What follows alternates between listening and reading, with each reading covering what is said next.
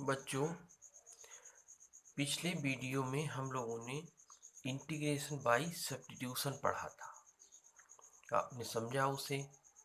ऐसा मैं सोचता हूँ कि आपको समझ में आया होगा और उससे रिलेटेड प्रॉब्लम्स आपने सॉल्व की होंगी। आज के वीडियो में हम लोग पढ़ेंगे इंटीग्रेशन बाय पार्ट, जिसे हिंदी में कहा जाता है खंडशः समाकलन। कब हमें खंडशः समाकलन करना पड़ता है? इंटीग्रेशन बाय पार्ट कब करना पड़ता है? जब इंटीग्रेशन बाय सब्स्टिट्यूशन के बेस पर हम क्वेश्चन सॉल्व करते समय जैसे ही उसके वेरिएबल को चेंज करते हैं, यदि वेरिएबल चेंज करने में फंक्शन पर कोई परिवर्तन नहीं होता, कोई चेंज नहीं आता, तब हम इंटीग्रेशन बाय पार्ट के द्वारा क्वेश्चन को सॉल्व करते हैं। अब कैसे करा जाता है वो देखिए। जब कोई फलन दो फलन के गुणनफल के रूप में लिखा हो, एक फलन गुणा दूसरा फलन, तब हम इंटीग्रेशन बाय पार्ट करते हैं। पार्ट मतलब एक पार्ट का इंटीग्रेशन फिर दूसरे का। ऐसे कौन सा सूत्र लगाते हैं, फार्मूला लगाते हैं, वो जानिए। जैसे दो फंक्शंस हैं, यहाँ हमने लिखी हैं, एक एफ ऑफ एक्स, दूसरा फाई ऑफ एक्स। दो फंक्शंस हैं, उनका इंटीग्रेशन करना है। तो जो फार्मूला होता है वो होता है पहला फंक्शन जो कहते हैं, हमने इसको पहला माना, इसको दूसरा माना। सूत्र याद रखिए, पहला फंक्शन जो कहते हो दूसरे का समाकलन, integration of second function, minus differentiation of first function, पहले का अवकलन, गुणा इंटू दूसरे का समाकलन, फिर का समाकलन। ये देखिए, इन दोनों की गुणा करी, पहले का अवकलन करा, दूसरे का समाकलन करा, उनकी गुणा करी, उसका पुनः इंटीग्रेशन करा, अगेन डिफरेंशिएशन। इसे हिंदी में भी मैं लिखता हूँ।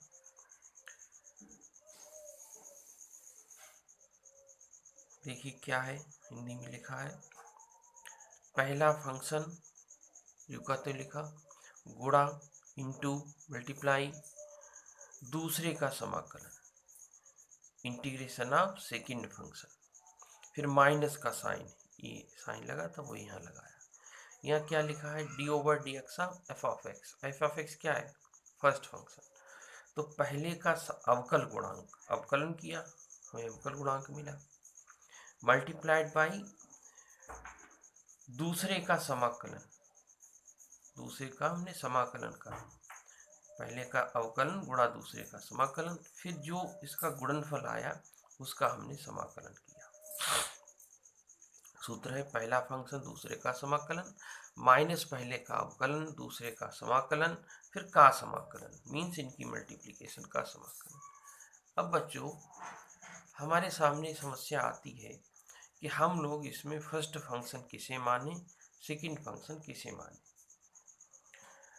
तो देखिए, ध्यान से समझना, पहले उसे मानते हैं जिसका अवकल गुणांक दिया होता है, क्योंकि अवकलन हमें करा जाता है। यदि किसी टर्म में हम समाकलन करने के दौरान ये फार्मूला जब लगाएंगे तो अवकलन कभी किसी का जीरो ना हो जाए, इसलिए हम इस बात का ध्यान रखते हैं कि उसे सेकंड मानना है। अब फर्स्ट सेकंड मानने के क्रम में कभी कभी ऐसा होता है हमें दोनों का अवकलन मालूम होता है, तब हम क्या करते हैं, एक वर्ड है आइलेट, ILATE, इसमें देखिए क्या करते हैं। आइलेट में क्या है, आइलेट का मतलब, आइलेट से मतलब है I for inverse function, L for logarithmic function, A for algebraic function, T for trigonometric function, E for exponential function.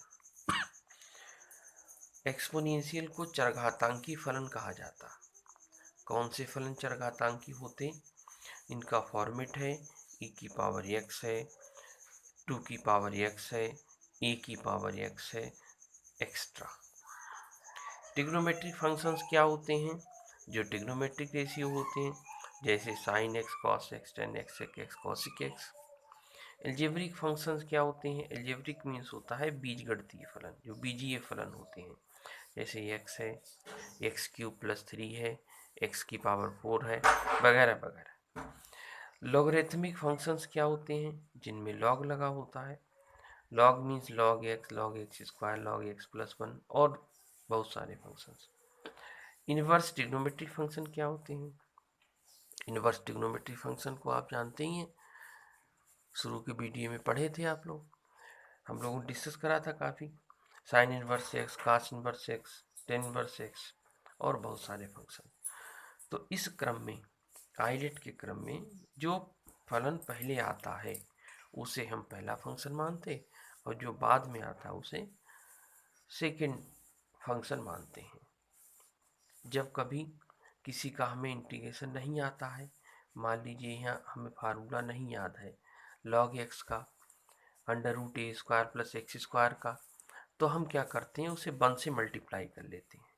इसे कई टर्म लिखा है, एक्स स्क्वायर प्लस ए स्क्वायर है, इसका डी एक्स हमें इंटीग्रेशन करना है, फार्मूला नहीं मालूम, इसे 1 से मल्टीप्लाई करेंगे। अब हम इसे 1 को अगर फर्स्ट फंक्शन मान लेंगे तो 1 का हमें अवकलन करना होगा, क्योंकि फर्स्ट टर्म का हमें डिफरेंशिएशन करना पड़ता है, तो इसका डिफरेंशिएशन 0 हो जाएगा। तो ऐसी स्थिति में हम इसे फंक्शन मानेंगे, इसे सेकंड मानेंगे, ये इजी से निकल जाएगा। आइए डिस्कस करते हैं क्वेश्चन पर क्या रहता है।